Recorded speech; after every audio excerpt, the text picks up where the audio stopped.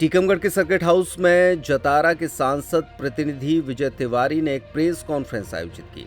इस press conference में उन्होंने कहा कि पूर्व में मेरे खिलाफ पॉक्सो एक्ट का मामला दर्ज किया गया था, लेकिन मैं उससे न्यायालय से दोष मुक्त हुआ हूं। लेकिन अब मध्य प्रदेश कांग्रेस प्रवक्ता अवनीश बुंदेला ने प्रदेश अध्यक्ष को पत्र लिखा था, जिसमें उन्होंने विजय तिवारी के खिलाफ पूर्व में दर्ज मामले का जिक्र किया है। इसमें तिवारी का कहना है कि जिस मामले में वो दोष मुक्त हुए उसका जिक्र किया जाना और अब नए मामले में उनका जिक्र आना कहीं ना कहीं सांसद की छवि को खराब करने के लिए षड्यंत्र रचे जा रहे हैं। इसमें से कुछ उनकी ही पार्टी के जनप्रतिनिधि लोग शामिल हैं, लेकिन उन्होंने नाम नहीं लिया कि आखिरकार वो कौन है, क्योंकि कहीं ना कहीं वो पार्टी के बंधन में बंधे हैं। विजय तिवारी ने कहा कि सांसद वीरेंद्र कुमार ने अपने छोटे कार्यकर्ताओं को सम्मान दिया है, जिसका परिणाम जल्द से जल्द सामने आएगा। उन्होंने कहा कि विभागों कार्यालयों में जो माननीयों की दलाली चलती थी उस पर भी अंकुश लगेगा, लेकिन अब ये माननीय कौन है इसका खुलासा नहीं हुआ है। क्या बात रखी गई?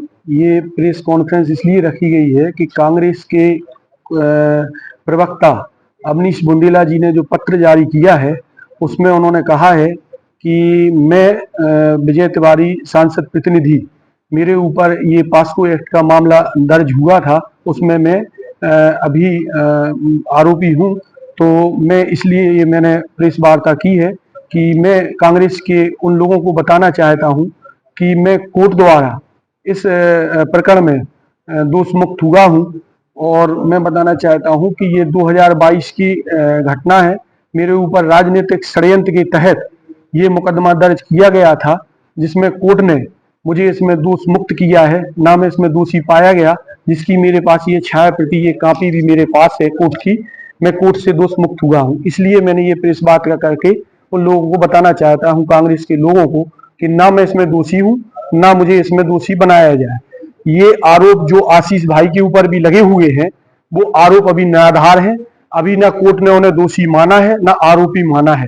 अभी ये जांच का विषय है, जांच के बाद ये आशीष जी का भी निराकरण होगा। अभी सीसीटीवी फुटेज में सामने आया है कि उनके ऊपर अभी जो आरोप लगा है वो अभी सीसीटीवी में तथाकथित कुछ और बयां कर रहा है। मैं बताना चाहता हूं कि मेरे भाई ने पार्षद का चुनाव लड़ा था, कुछ षड्यंत्र पूर्वक तहत राजनीतिक लोगों ने उनको चुनाव हरवाया। उसके तत्काल बाद जिस दिन चुनाव का काउंटिंग हुई उसके दूसरे दिन मेरे ऊपर ये षड्यंत्र पूर्वक मुकदमा दर्ज किया गया। उसके बाद ये मुकदमे 2 माह चला और मैं उसमें दोष मुक्त हुआ। अभी जो आपका नाम जोड़ा गया है, पत्र में जोड़ा गया है, तो किस आधार पर, क्या लगता है आपको नाम जोड़ने का कारण क्या है? नाम जोड़ने का कारण ये आशीष तिवारी और विजय तिवारी तो बहाना है, माननीय बीरेन जी का निशाना है। मैं यहाँ के जो भी कुछ नेता हैं और कुछ यहाँ के माननीय जी हैं, मैं उन सबको बताना चाहता हूं कि बीरेन जी एक टीकमगढ़ में ही नहीं पूरे भारत के अंदर सरल और ईमानदार स्वच्छ छवि वाले एक नेता हैं। उनको उनकी छवि धूमल करने की कोशिश की जा रही है प्रतिनिधियों को एक टारगेट करके, लेकिन बीरेन जी की छवि को कोई धूमल नहीं कर सकता है, ना उनको कोई टारगेट करने की कोशिश करे, क्योंकि जब कोई किसी के ऊपर एक उंगली उठाता है तो 4 उंगली उसके पीछे भी नजर आती हैं। ये प्रतिनिधि का विस्तार भारत के अंदर शायद कोई सांसद जी या मंत्री जी ने पहली बार किया है कि अपने एक छोटे से कार्यकर्ताओं को इतना सम्मान दिया। मैं उनका आभारी हूं, उनका शुक्रिया करता हूं, उनका हाथ जोड़ के उनसे विनम्र उनको धन्यवाद देता हूं कि हम जैसे एक छोटे से कार्यकर्ताओं को उनने इतना सम्मान दिया। और उनने जो ये भ्रष्टाचारी रोकने के लिए, ये माननीय जियों की जो भ्रष्टाचारी सारे ऑफिसों में होती है उस पर ये अंकुश लगेगा और निश्चित ही आने वाले समय में इसका परिणाम सामने आएगा। आप बोल रहे हैं कि कुछ लोगों के द्वारा, वो कौन लोग हैं, उनके नाम बता सकते हैं क्या आप? उनके नाम कुछ अपने ही लोग हैं जो हमारे बीच के हैं। वो माननीय डॉक्टर साहब आदरणीय केंद्रीय मंत्री बीरेन जी की छवि को, अपने ही लोगों को ये मिर्ची लग रही है, ये वो ही लोग ये सब करवा रहे हैं और उन्हीं लोगों का पूरा ये षड्यंत्र है।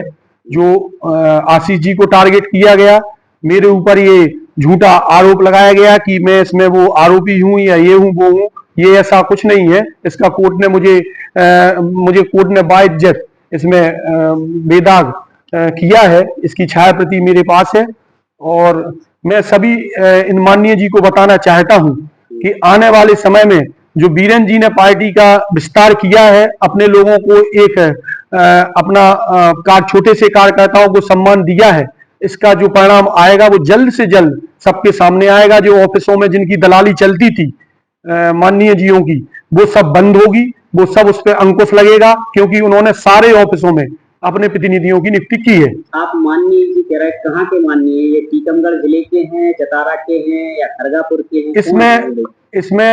इसमें आप उस पर ना जाए, सभी लोगों का उसमें नाम नहीं है, लेकिन हाँ माननीय जी है, सम्माननीय है। नहीं, ऐसा तो नहीं उनके संपर्क के लोग सांसद प्रतिनिधि की रेस में नहीं दिखे, कहीं इसी कारण तो नहीं है? ऐसा ऐसा भी हो सकता है, लेकिन इसमें मेन निशाना हमारे डॉक्टर वीरेंद्र कुमार जी हैं। हम लोगों का तो एक बहाना है और वो चाहते हैं कि बीरेन जी को किसी प्रकार दबाया जाए। बीरेन जी 40 साल का उनको अनुभव है, वो दबने वाले व्यक्ति नहीं है, ना ही वो उनके इस दबाव में आएंगे और ना ही वो किसी प्रतिनिधियों की नियुक्ति को हटाएंगे। वो उन्होंने अपने जो किया है वो निर्णय में कभी वापस नहीं होते हैं। जो निर्णय उन्होंने लिया है वो वापस नहीं होगा, वो दबाव नहीं बना सकते हैं बीरेन जी के ऊपर।